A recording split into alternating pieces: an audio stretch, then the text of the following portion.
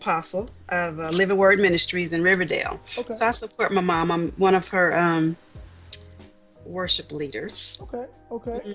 She calls me her Peter. Oh. Well, hey, Peter was no joke. That's Once he right. got that That's Holy right. Spirit up in him, he was on fire. So I've been been saved most of my life. Hey, man. Strayed away a little bit and We all finally do. got it together and came on back to my true thing. So I just do not, how can I put this? Church people, I don't have the tolerance that my mom has. She's definitely have a pastor's heart. When they get on my nerve, I tell them. So, I'm like, look, don't come ask me because, you ain't got nothing because you ain't tithing. Don't come over here with all this, Right. So, That's what's up. So let me ask you this. You've written a few books now, right? Five. And five books. Uh-huh. Okay. And was it due to you were you in ministry at the time you wrote those books, or were you in a transition? What was going on? I was in ministry. I wrote them all to that. This from March up until the end of the year. Okay. But they came from several different reasons. The affirmations for success came from me just speaking at different places, and they said I needed to put something in people's hands. And because affirmations are something that I really like, I did something easy. And but because my bio is in the book, that's what people want to hear about. But I always like to leave somebody something. And then the book that I actually had written prior to that was 7 Steps to Preparing for Networking Events, because that's how I built my travel business. And but at the time I didn't know how to self-publish, but I went to a class and just did the affirmations first just to kind of see how I was going to do, and then finally released that one.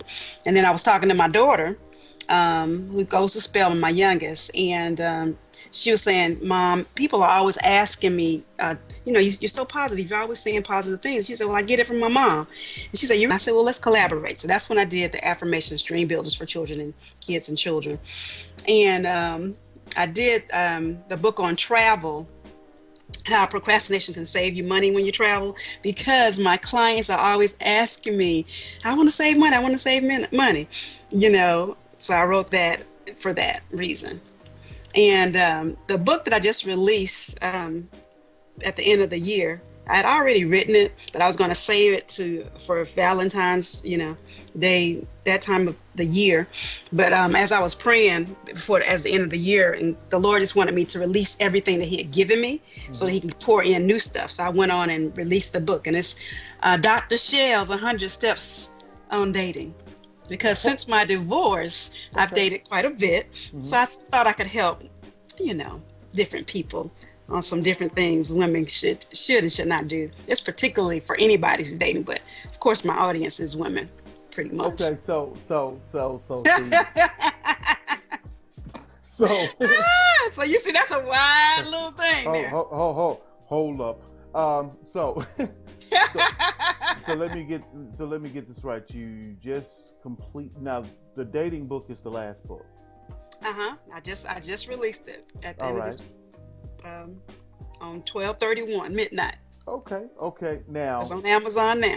all right. Now these 100 steps. Have you stepped these 100 steps yourself? And in the process of doing these 100 steps, where is your Boaz? I think Boaz is still looking for me. I have several suitors, but I don't know if they came up to be the one. Okay. So these are steps that that can help a woman. Like, for instance, one of them is not to pay for anything. Don't let the man be a man. Okay. Right. If you want to be treated like a queen, then that's why you have to act like a queen. Right. I'm a Southern girl, so open my door. Close, but help me in my seat. Right. But if you go in, bankrolling like you the man, that's.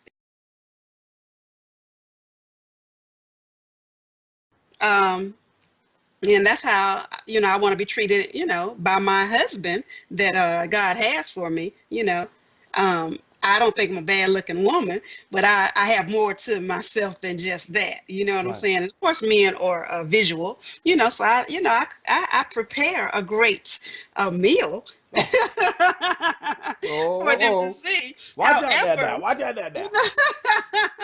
but, not a trashy meal. You see Right, what I'm saying? right. So There's a it's difference just, from going to a drive-through and going to a five-star restaurant. that's correct. And being able to Amen. swirl that wine and, smell the Oh, taste listen, of and listen know. at you. Ooh, okay, then. All right, all right.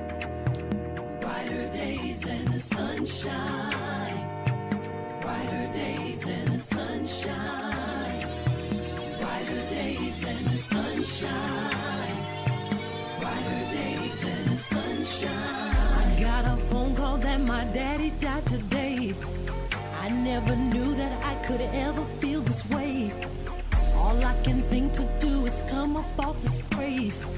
Head to the sky really high, my hands are raised. Up in the storm it really hurts, I seem to cry a lot. My mama worried I may lose a little strength I got. He never said that it would be easy. That's why in all my songs I tell him don't leave me. I say his name, say his name, say his name. I say his name. He stay the same, stay the same, stay the same. He stays the same. He run the game, run the game, run the game. And he runs the game. I know he brave. Brighter days and the sun shines me. I'm alright. I know that he hears me. I'm just fine. I know that he's near me. I'm okay. I know that he'll give me brighter days and the sunshine. The doctor told me that my life will never ever change. He say I'll never see success, I'll always live in pain. I guess he thought I wouldn't respond, so I said look in Maine. I got a savior, and my savior, that's my master plan. Every day I get up and I go and face the world. It gets real breezy, baby, I am talking Jerry girl. And I don't worry about the hate, I won't acknowledge that. My Jesus, he will guide my way and he will light my path. Light my say his name, say his name, say his name. I say his name. And I ain't ashamed, I ain't ashamed, I ain't ashamed. I ain't ashamed. See the change, see the change, see the change. See the change.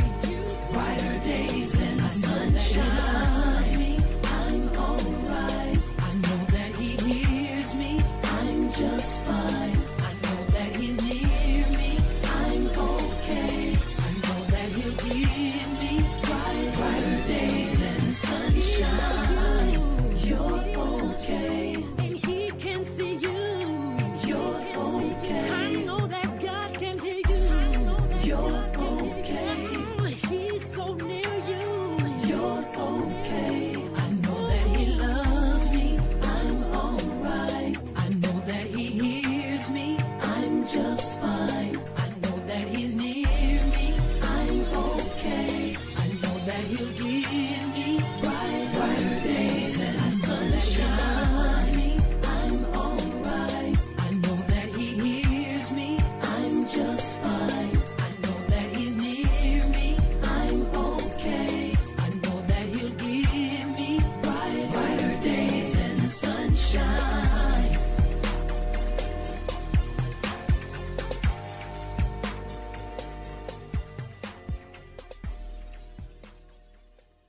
And the author speaker, my coaching business, MichelleRoberts.com, has actually, I think my two businesses are kind of financially running neck and neck with the books and the speaking.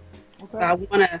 I am hoping, I'm believing God that between those two entities or whatever else the Lord has for me, it will take me off my full-time job so I can really pursue my passion even the more.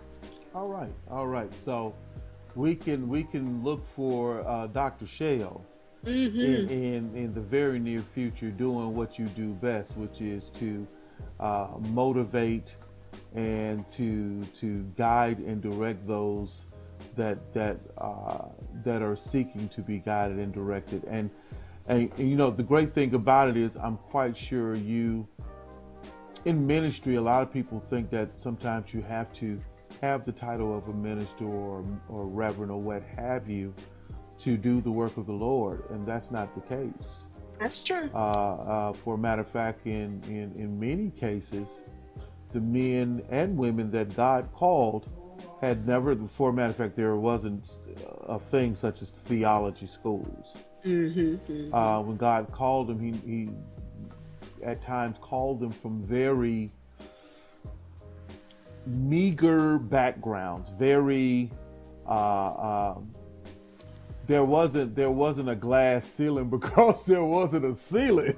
They were shepherds, they were maids or handmaidens or just regular normal people that God called into extraordinary situations to do extraordinary things. Absolutely. And so I definitely see you fitting that category, and I know that. And you can't run from it. You know what I'm saying? I'm a prayer warrior. Sometimes even in the midst of me talking to somebody, God will lead me to pray for them, and they'll ask me to pray, and they may not even know me, but people will call me like, Michelle, pray, and I'm just like, okay, let me go on and let's go on and do it. I believe in that. So even though I don't want to formally be in the pulpit, he has a way of putting you in there. Putting you in there anyhow, So let me ask you this, with that being said, and that God has a megaphone in your ear. When should I be running to my mailbox to get a letter inviting me to your consecration as a minister? Your ordination. I have no idea. I'm really running from that. Only really? Because, for various reasons. I don't know if you have time to hear them. Because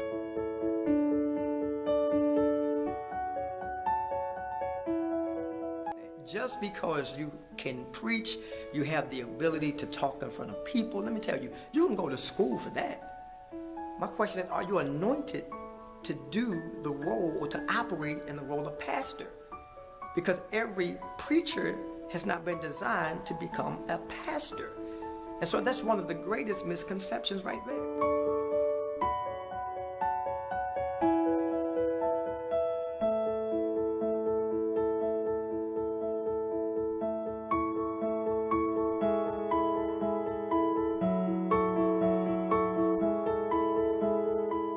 I remember back in my early 20s, I had a daughter, working. I was doing everything right. But then I started losing things. My motorcycle got wrecked. My car broke down. I lost my job. And I found out my girl was cheating on me. Everything was falling apart. But it didn't really damage me. I just took it on the chin and kept it moving.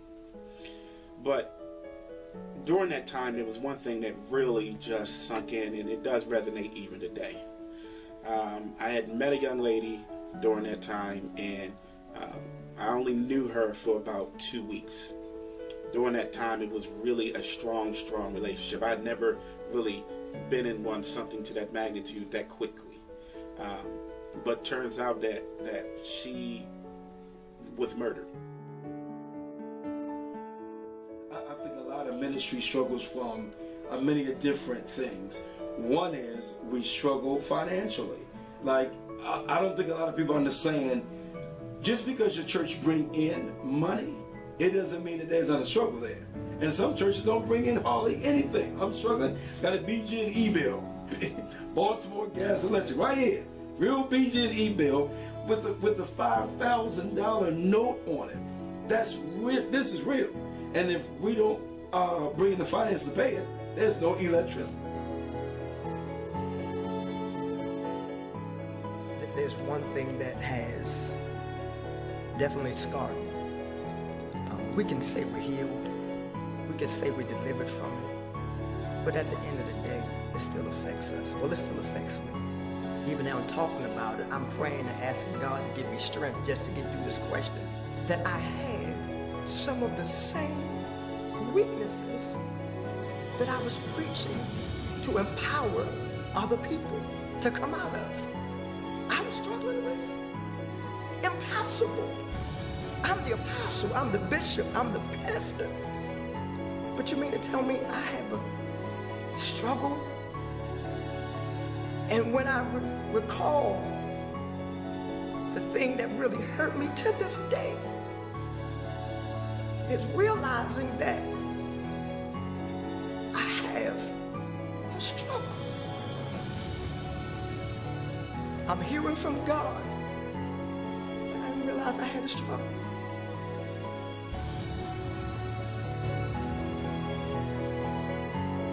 A knack for convincing persons that I love the Lord so much and I was just living a holy and righteous life. Yet as a teenager, I certainly was involved in sinful acts, and they had a great influence. And what a lot of people don't understand is there are eternal repercussions for temporary acts. And so those things have followed me. Those things have caused me to perhaps miss some opportunities. Yet we thank God for his saving grace. I think being a pastor is the hardest job the world can ever behold, or the hardest job you can ever have. You're responsible for taking care of God's people, making sure they're all right, making sure they're eating a good diet spiritually, making sure they're okay naturally. And then at the same time, you got to make sure you're okay. You got to make sure that your family's straight and they're not suffering spiritually. Is it hard? Absolutely. Is it something that I would do again? Absolutely not. I'm just being honest. I will not ever do it again.